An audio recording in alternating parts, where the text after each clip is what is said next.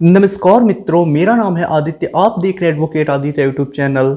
आज ये मैं आपकी सलाह प्रोग्राम का 14वां पार्ट बना रहा हूं। अगर आपने इसके पहले के पार्ट्स नहीं देखे हैं तो हमारे चैनल की प्लेलिस्ट में आपको आपकी सलाह नामक एक प्लेलिस्ट मिलेगा। आप वहां से जाके देख सकते हैं। इससे आपको काफ़ी अच्छा नॉलेज मिलेगा और काफ़ी मोटिवेशन मिलेगा कि कैसे जिन लोगों के ऊपर झूठे मुकदमे हुए थे उन लोगों ने अपना बचाव किया, या फिर वो लोग क्या क्या आपको टिप्स दे रहे हैं। ये सारी चीज़ें आपको जानने को मिलेगी। तो वो वीडियो को भी आप जाके प्लेलिस्ट से ज़रूर देखिए। इससे काफ़ी कुछ आपको सीखने को मिलेगा। आज का जो मैं आपको मामला बता रहा हूँ वो हमें एक हस्बैंड ने लिख के भेजा है, जिसमें हस्बैंड हमें बता रहे हैं कि शादी के बाद उनकी पत्नी ने उनके ऊपर केस कर दिया था। केस होने के बाद पति और पत्नी में फिर से समझौता हो गया। पत्नी आके अपने पति के साथ रहने लगी। इसमें यह भी शर्त रखी गई थी समझौते में कि जो पत्नी है उसके नाम से पति जो है वो 1 लाख रुपए की एफडी कर देगा। और उसके बाद पत्नी भी बहुत चीज़ों को लिख के अपने पति को दी थी और इसके बाद समझौता हो सका और पत्नी आके अपने पति के साथ रहने लगी। लेकिन फिर कुछ चीज़ें और भी हो गई और होने के बाद पत्नी जाके दोबारा केस दर्ज करा दी। तो हमें यही चीज़ पति सलाह दे रहे हैं कि आपको क्या ऐसे मामलों में करना है और क्या नहीं करना है। पत्नी के साथ जब भी आपको समझौता करना है और उसे आपको विदाई करा के दोबारा अपने साथ लेके आना है तो क्या क्या चीज़ें आपको ध्यान रखनी है। यही सारी चीज़ें हस्बैंड हमें सलाह के रूप में अपने बता रहे हैं और उनके साथ जो भी चीज़ें बीती हैं वो भी हमें बता रहे हैं। तो इस वीडियो से आपको काफ़ी कुछ सीखने को मिलेगा और काफ़ी जानकारी मिलेगी। तो ये पूरा वीडियो आप लोग जरूर देखिएगा। तो चलिए, अब जो भी मामला था, हस्बैंड ने हमें जो भी स्टोरी लिख के भेजी है वो मैं आपको पढ़ के सुनाता हूँ।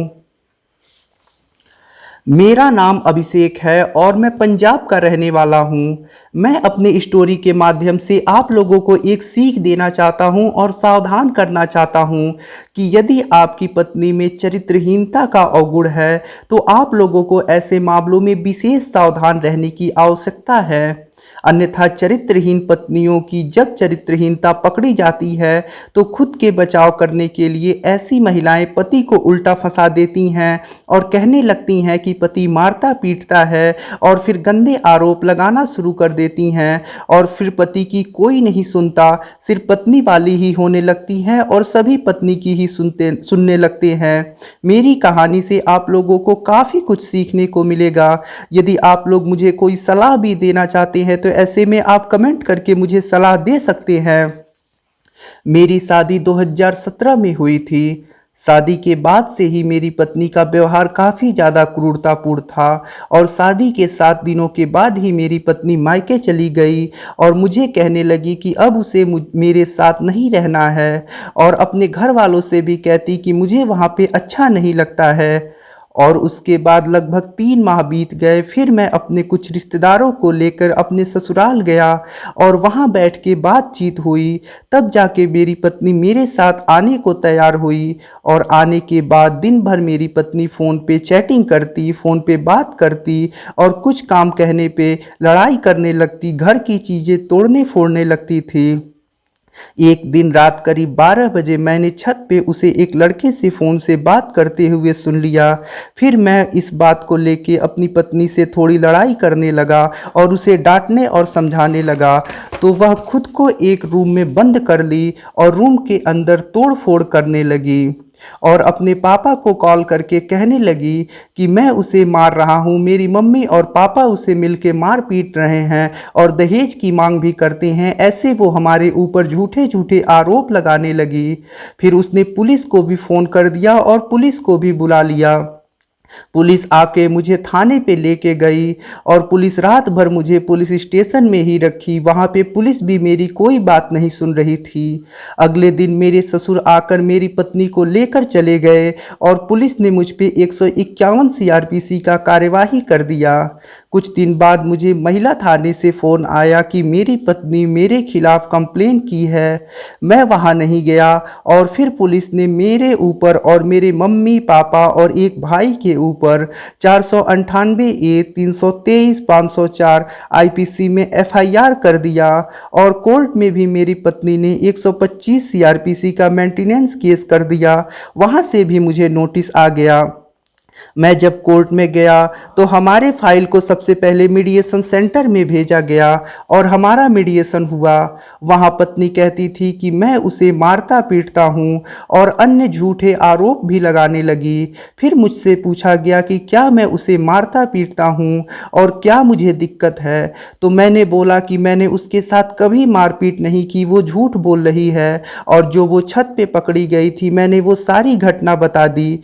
तो वो कहने लगी कि वो छत पे टहल रही थी और ईयरफोन लगा के गाना सुन रही थी। उसने साफ साफ झूठ बोल दिया और सब उसी की बात सुनने लगे और मानने लगे। मेरी वहाँ पे कोई नहीं सुन रहा था। फिर मुझसे पूछा गया कि क्या मैं उसे रखना चाहता हूँ या नहीं रखना चाहता हूँ। तो मेरे वकील साहब ने मुझे सलाह दिया था कि मुझे सदैव यही बोलना है कि मैं अपनी पत्नी को रखना चाहता हूँ। मैंने हाँ बोल दिया कि हाँ, मैं अपनी पत्नी को रखना चाहता हूँ। और फिर मेरी पत्नी कहने लगी कि अगर मैं इनके साथ गई तो मैं उसे मारने पीटने लगूंगा। फिर मीडिएशन सेंटर में यह निष्कर्ष निकला कि मैं पत्नी के नाम से 1 लाख रुपए फिक्स कर दूंगा और तब जाके वो मेरे साथ जाएगी। और मेरी पत्नी जो है वो मुझे लिख के देगी कि कभी ऐसी कोई गलती नहीं करेगी। फिर मैंने वहाँ पे कुछ समय मांगा और घर आके बात किया। तो कुछ लोग मुझे कहते थे कि अपनी पत्नी को ले करके मत आओ, और कुछ लोग कहते थे कि कोई बात नहीं, जो हुआ उसे भूल जाओ और पत्नी को ला सकते हो, उसे एक मौका दे के देखो। और अगर अपनी पत्नी को लेकर आते हो तो जो तुम्हारे ऊपर केस हुआ है वो केस भी समाप्त हो जाएगा और तुम इन सब से बाहर भी आ जाओगे। फिर मैं भी तैयार हो गया। मैंने भी सोचा कि चलो एक मौका दे देता हूँ, क्योंकि मेरे अंदर भी यह डर था कि अगर मैं उसे साथ नहीं रखूँगा तो मेरे ऊपर मुकदमा जो हुआ है मुझे उसे लड़ना पड़ेगा, और यदि मैं साथ रख लेता हूँ तो सारे मुकदमे समाप्त हो जाएंगे। तो इसी डर से मैंने भी यही सोचा कि चलो समझौता कर लेता हूँ और उसे साथ रख लेता हूँ और एक मौका देने का प्रयास करता हूँ। फिर मैंने उसके शर्तों पे उसके नाम से 1 लाख रुपए की एफडी कर दिया, और उसने भी मुझे लिख के दे दिया कि वह भी मेरे साथ लड़ाई झगड़ा नहीं करेगी और फ़ोन नहीं चलाएगी। 1 साल तक मेरा ही फ़ोन वो इस्तेमाल करेगी बातचीत करने के लिए। और फिर सारे केसों को उसने वापस ले लिया और साथ रहने आ गई। फिर 1 माह तक मेरी पत्नी मेरे साथ ठीक से रही और फिर मायके जाने को कहने लगी। मैंने बोला कि चलो ठीक है चली जाओ, लेकिन 2 दिन से ज़्यादा नहीं जाना है, 2 दिन बाद मैं तुमको आके लेकर जाऊंगा। तो वह बोली ठीक है कि 2 दिन बाद आना और मुझे लेके जाना, और इसके बाद वो मायके चली गई। फिर 2 दिनों के बाद जब मैं वहाँ पे गया उसे लाने, तो वो मेरे साथ आने को तैयार हो गई और मैं उसे लेकर के आ गया। फिर जब मैं घर आया तो मैंने देखा कि उसके पास एक सादा मोबाइल था। मैंने उसके बारे में पूछा तो वो कहने लगी कि उसके पापा ने उसे दिया है कि जब भी ज़रूरत होगी वो घर पे फ़ोन से बात कर सकेगी। तो मैंने भी सोचा चलो कोई बात नहीं, अब उसके अंदर सुधार आ गया है और वो पहली वाली गलती अब वो नहीं करेगी। तो फिर मैंने भी सोचा कि चलो फ़ोन उसके पास रहने देता हूँ, कोई दिक्कत नहीं है। फिर 2 दिनों के बाद मैं अपने घर के पीछे उसे एक लड़के के साथ पकड़ लिया। फिर मैं भी पत्नी को घर में लाके रूम में बंद कर दिया और उसके पापा को कॉल किया। फिर उसके पापा पुलिस लेकर हमारे घर पे आ गए, और पुलिस वालों ने मेरी पत्नी से पूछा तो वो कहने लगी कि ये सारी बातें झूठी है। फिर उसके पापा उसे लेकर अपने घर चले गए और दोबारा मुझ पे महिला थाने में शिकायत कर दिए। जब मैं वहाँ पे गया तो अपनी पूरी बात बताई, लेकिन वहाँ पे मेरी कोई बात नहीं सुन रहा था। मैंने 1 लाख रुपए की बात की कि मैंने 1 लाख रुपए भी इसके नाम से फिक्स किया था। तो वो लोग कहने लगे कि ये तो सिक्योरिटी मनी थी। और उसके बाद फिर मुझे नेक्स्ट डेट मिल गया और कहा गया कि अगले डेट पे आना, फिर से काउंसलिंग होगा। उसके बाद मैं बैंक में गया। मैंने सोचा कि जो बैंक में पैसे हैं उसे ब्लॉक करा दूं किसी भी तरह। तो जब मैंने वहाँ पे जाके पता किया तो मुझे पता चला कि जो मैंने फिक्स कराया था वो पैसे मेरी पत्नी ने फिक्स को तोड़ के निकाल लिया है और वो सारे पैसे वो ले ली है। फिर जब मैं नेक्स्ट डेट पे काउंसलिंग में गया तो ये बात बोला तो वो कहने लगी कि मैंने ही उसे मार पीट के वो पैसे निकलवा लिया है और फिर उससे छीन लिया है। और पुलिस ने भी मेरी बात उसके बाद नहीं सुनी, जो भी मेरी पत्नी कह रही थी वही मान रही थी। पुलिस ने भी शायद यही मान लिया कि मार पीट के मैंने उससे पैसे छीन लिया है, लेकिन ये बात सरासर झूठ थी। मेरी पत्नी के द्वारा बनवाए गए झूठे मेडिकल लीगल सर्टिफिकेट और उसके कह देने से कि मैं अननेचुरल फिजिकल रिलेशन बनाता हूँ और उसे मारता पीटता हूँ, पुलिस ने मुझ पर और मेरे घर वालों पे भारतीय दंड संहिता की धारा 498A, 307, 377, 323, 504 और 506 में FIR लिख दिया। अब मैं पिछली बार से भी ज़्यादा बुरा फंस गया था। पिछली बार तो मेरी पत्नी ने जो केस मुझ पे किया था उसमें सिर्फ 498A, 323, 504 और 506 ही लगा था, लेकिन इस बार मुझ पे 307 और 377 भी लग गया था। और अब लोग कह रहे थे कि इस मामले में मेरी गिरफ्तारी भी हो सकती है, मैं जेल भी जा सकता हूँ।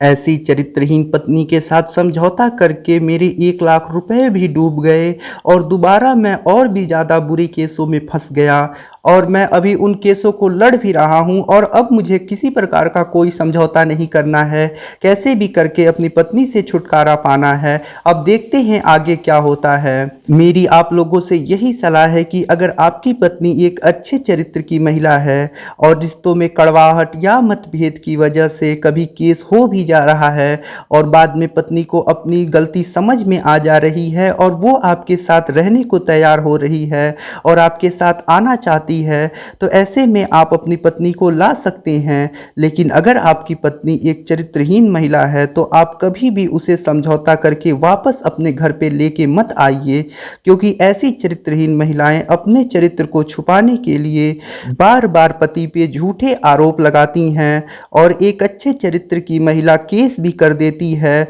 और समझौता भी हो जाता है, तो वो माना जा सकता है कि वो आपके साथ सही ढंग से रहेगी और वो दोबारा ऐसा कुछ नहीं करेगी और आपका घर बस जाएगा। लेकिन अगर आपकी पत्नी चरित्रहीन है तो कभी समझौता मत करिए, क्योंकि ऐसी चरित्रहीन महिलाएं कभी आपका घर नहीं बसा सकती हैं।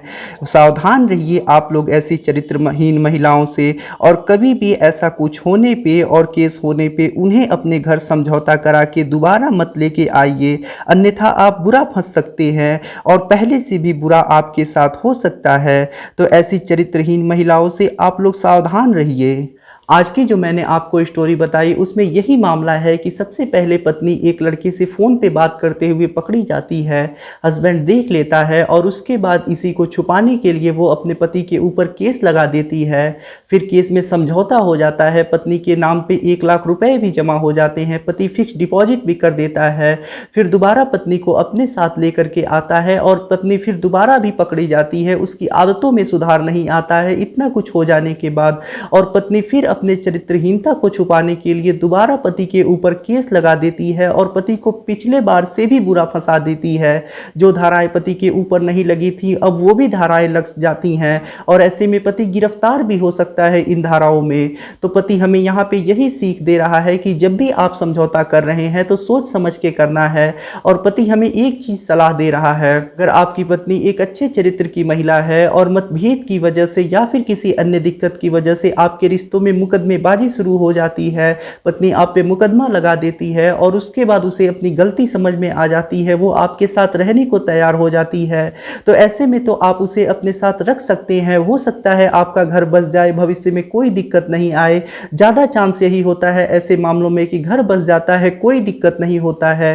लेकिन अगर आपकी पत्नी एक चरित्रहीन महिला है तो ऐसे में उसे आपको समझौता करके कभी भी अपने साथ नहीं लेकर के आना है, क्योंकि अगर आप ऐसी महिलाओं को लेकर के आते हैं तो वो बार बार चरित्रहीनता करेंगी और बार बार अगर पकड़ी जाती हैं तो जब जब भी पकड़ी जाएंगी तब तक खुद का बचाव करने के लिए वो पति को फंसाती रहेंगी। तो यदि सिर्फ साधारण बात है, ऐसे चरित्र का कोई अवगुण नहीं है पत्नी के अंदर, तो आप समझौता करके उसे ला सकते हैं। लेकिन अगर चरित्रहीन महिला है तो कभी भी आपको उसे अपने साथ लेकर के नहीं आना है, अन्यथा आपके लिए काफ़ी ज़्यादा बुरा हो सकता है और आप फिर दोबारा केस में फंस सकते हैं।